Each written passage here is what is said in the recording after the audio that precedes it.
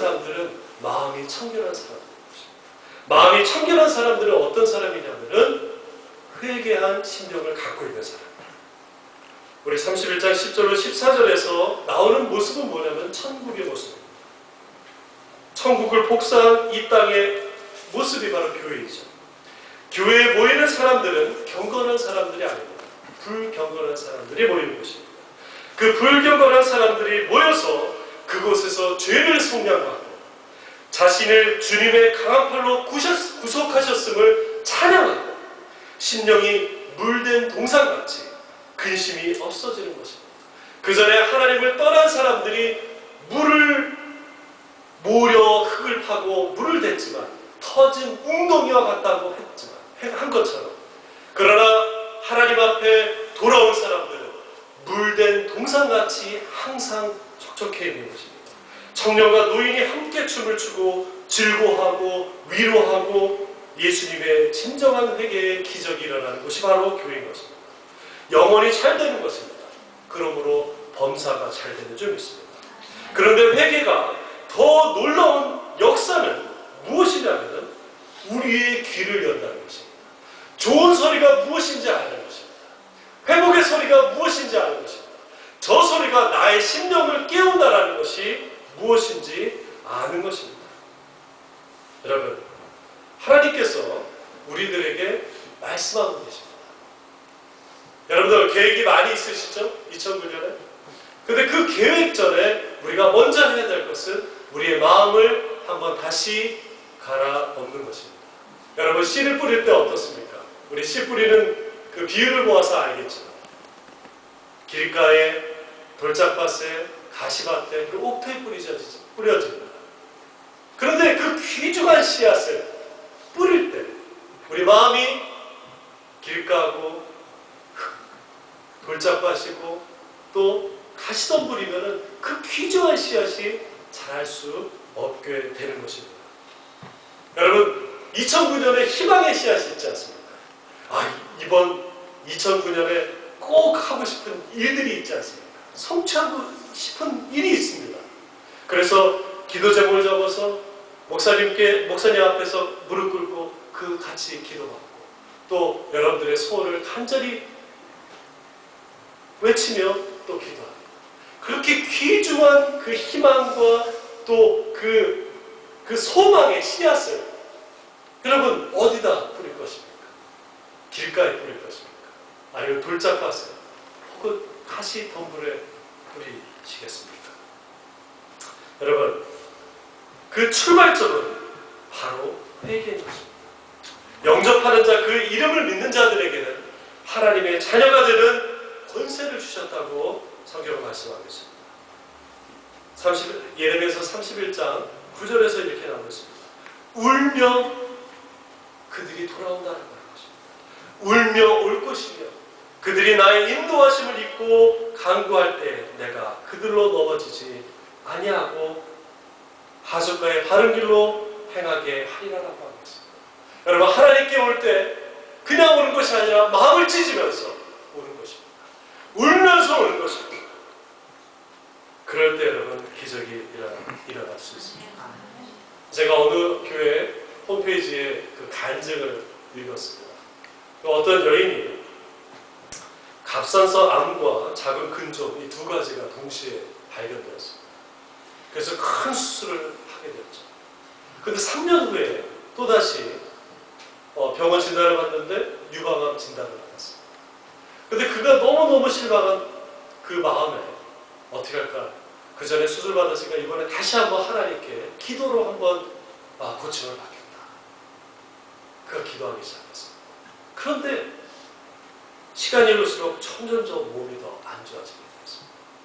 결국 쓰러져서 병원에 갔는데 이 지경까지 왜 이렇게 됐냐고 했더니 기도를 한번 날려고 했다. 그때 의사가 하더니 그럼 천국 빨리 간다. 그래서 어떻게 좀 조치를 취했는데 그가 지난 12월 7일 날 그 교회에 예배를 드립니다. 그 목사님의 설교가 그 돌아온 소경이 고침받는 그런 이야기였습니다.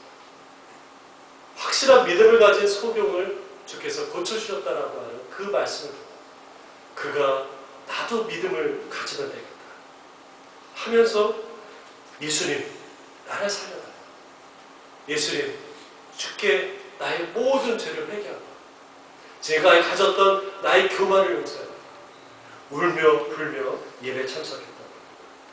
그랬더니 그 마음에 큰 깨달음이 오는 것입니다. 그래 하나님 나를 절대 버리지 않으실 것이다. 하나님 나를 살려주실 것이다. 엉엉 울면서 그가 하나님 앞에 회개했다. 너무 교만하고 오만한 모습을 돌아보면서 회개했다.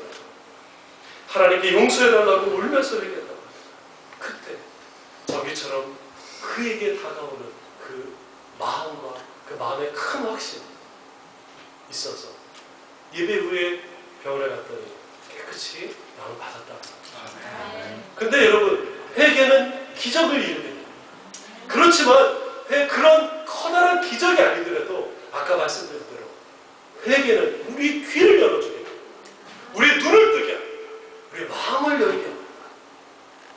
그러기 위해서 그 귀중한 하나님의 그 소원의 그 씨앗이 우리 마음밭에 뿌려지게 함으로 인하여 30배, 60배, 100배의 결실을 맺게 되는 줄 믿습니다. 여러분 예레미야는 오늘 본문을 통해서 회복의 때를 선포하고 있습니다. 하지만 이스라엘 백성들이 회복의 시간을 맞이하기까지는 여러분 70년의 노예 생활을 하게 되었습니다. 70년간 포로 생활로 인해 애절히 서려 있는 그 시간의 질을 마음밭에 녹였던 것입니다. 70년간의 시간은 그들에게 회개의 시간이었습니다. 70년간의 그 종살이의 시간은 마음의 그 회한을 녹여서 회개로 돌이켰던 것입니다. 저는 지난 제가 선배이자 선생같이 모시는 어느 목사님과 통화하게 되었습니다. 이런저런 얘기를 하다가 그 목사님께서 저에게 이런 질문을 했습니다. 만약 하나님께서 박 목사를 쓰시고자 한다면 무엇 때문에 쓰실 것인가? 저는 마음에 큰 짐을 얻게 되었습니다. 과연 나를 하나님께서 쓰시고자 하는데 무엇을 가지고 나를 쓰실 것인가? 저는 여러분들에게 동일한 질문을 한번 드리고 싶습니다. 하나님께서 여러분들에게 복 주시기 원하시는데 하나님께서 여러분을 하나님의 도구로 쓰시고자 하시는데 여러분의 무엇을 가지고 쓰시겠습니까? 저희 뚱그런 얼굴로는 못합니다. 외모가 아니라 외형적인 가진 것으로 할 수 없습니다. 저는 다시 제 자신에게 질문했습니다. 하나님께서 저를 쓰시고자 하는데 무엇 때문에 쓰실 수 없는가? 여러분에게 하나님께서 복 주시고 하나님께서 여러분들을 쓰시고자 하시는데 무엇 때문에 쓰시지 못하신 것입니까? 여러분 마음을 돌이켜 회개해 보신 적 있습니까? 마음을 바꿔보신 적 있습니까? 회개가 기적을 일으킵니다. 회개는 마음밭을 갈아엎는 것과 같습니다. 어제 새벽 같이 말씀을 나눴던 갈라디아서 6장 8절의 말씀. 육체를 향하여 육체에다 심는 것은 육체로 거두고 심령에 성령으로 위하여 심는 것은 성령으로 영생을 거둔다고 했습니다. 여러분 육체를 향하여 심는 것은 멸망을 거두고 육체를 향하여 심는 것은 사망을 거두게 됩니다. 성령으로 심는 것은 영생을 거둔다고 했습니다. 여러분 우리 마음에 하나님의 성령의 그 씨앗을 계속 뿌리시기를 주님의 이름으로 축원합니다. 그런데 제 질문이 생겼습니다.